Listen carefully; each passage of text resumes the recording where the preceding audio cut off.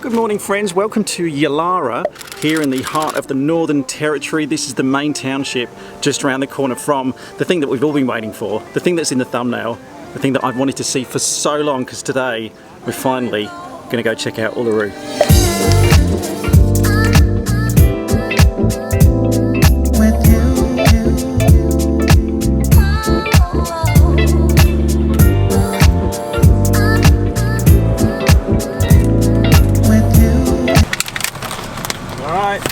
That's lunch.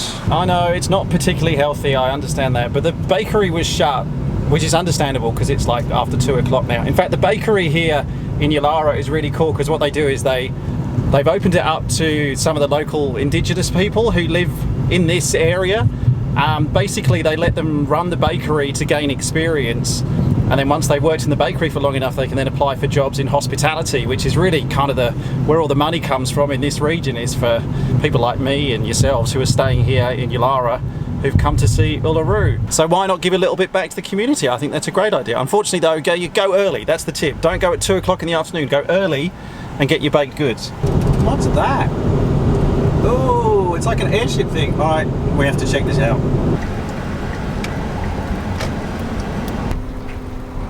That's pretty cool. I think this is actually grounded at the moment because it could just be because there's no one here to ride it, but I think there's actually quite strong winds here today on the ground, which is another reason why I'm not flying today. I think this airship normally goes up and down and takes passengers with it, so you can get great views over that direction looking over at Uluru, but today, I think because it's a bit blustery, they've kept it down there. It's pretty cool, hey. It's UK registered as well. It's got a Golf registration on the tail, I noticed. Comment below if you've ever been up on the Skyship Uluru. I'd love to see some photos from what it's like up there. It looks wicked.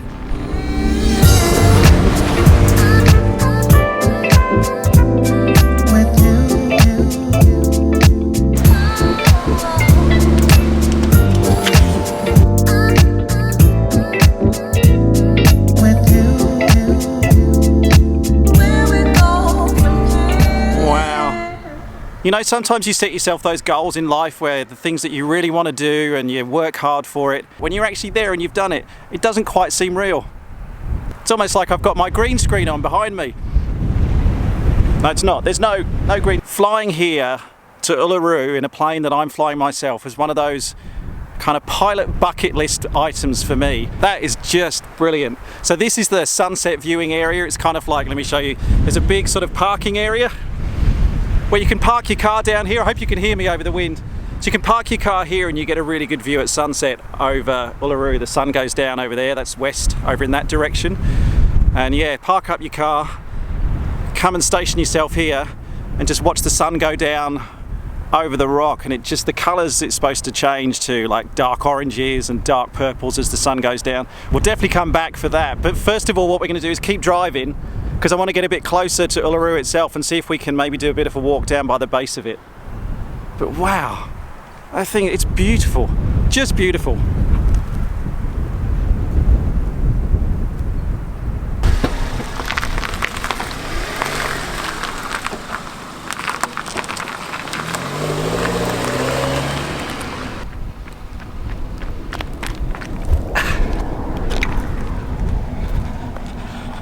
I love making YouTube videos.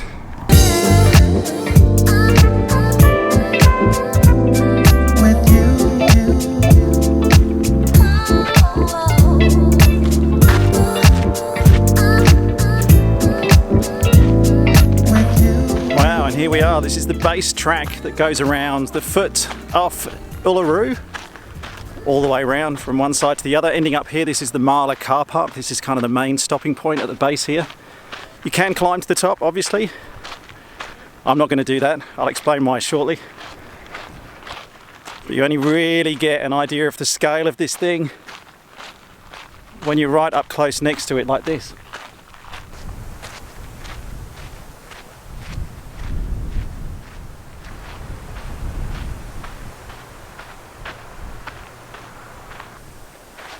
All right, let me give you some facts about Uluru. It's 348 meters to the top the very top. But interestingly, this formation then goes underground for another 2.5 kilometers. So it's like an iceberg made out of sandstone. You can just see the tip poking up out of the top. It's taller than the Eiffel Tower, and it's thought to be 600 million years old. Although, like, I heard that fact earlier today when I was talking to someone about this. How do you actually know that?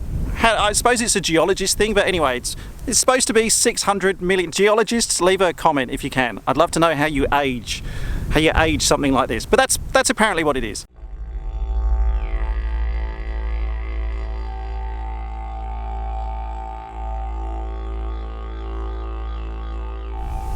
So, why not climb Uluru? Well, here's the thing, since the 1950s, 37 people have died as a result of attempting to or after climbing Uluru. And the local indigenous people here, who've been worshipping this beautiful monolith for far longer than we've been here, feel a real sense of sadness and responsibility when someone is injured as a result of trying to climb Uluru.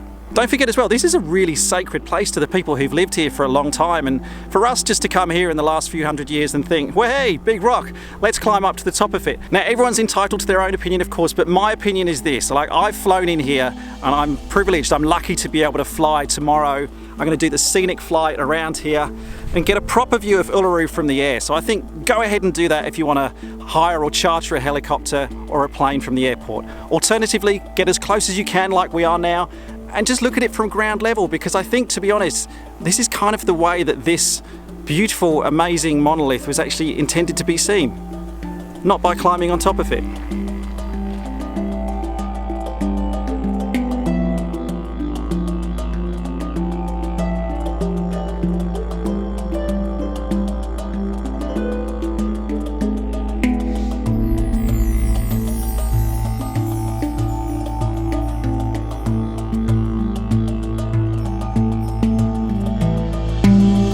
Now, if you did want to climb up Uluru and you still want to come down here and do that yourself, of course, that's your own opinion. You do whatever you want, you're entitled to that. However, it's going to be prohibited by law from the end of October 2019. So depending on when you're watching this video, might determine whether you can actually climb up there legally or not.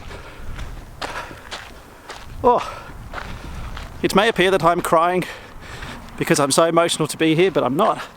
I've just got a ton of sand in my eyes. God, that wind's picking up.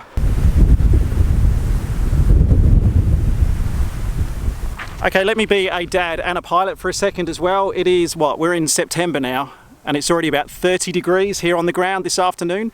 If you are planning to visit Uluru, bring water, bring a hat, probably a wide-brimmed hat. You can get them in the local souvenir shops, they're pretty cool. Get one of those, sunscreen, and make sure you bring some supplies with you just in case. But on a hot day, in the middle of the day, if you run out of water, and you run out of food as well, it could be quite uncomfortable. All right, I'll stop being a dad now.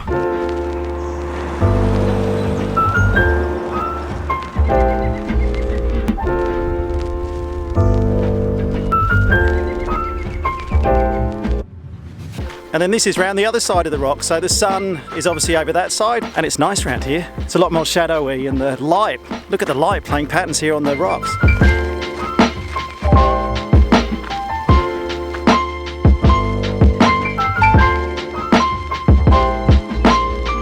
Wanted to visit Uluru, but the fact that I've flown here myself via the west coast of Australia and the north coast of Australia, over 6,500 kilometers to get to this point, makes it all the more special for me. So I hope you enjoyed that video having a look around Uluru.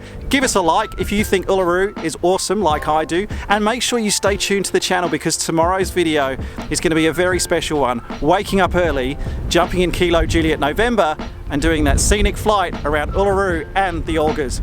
I reckon it'll be epic. I'll see you tomorrow. Thanks for watching.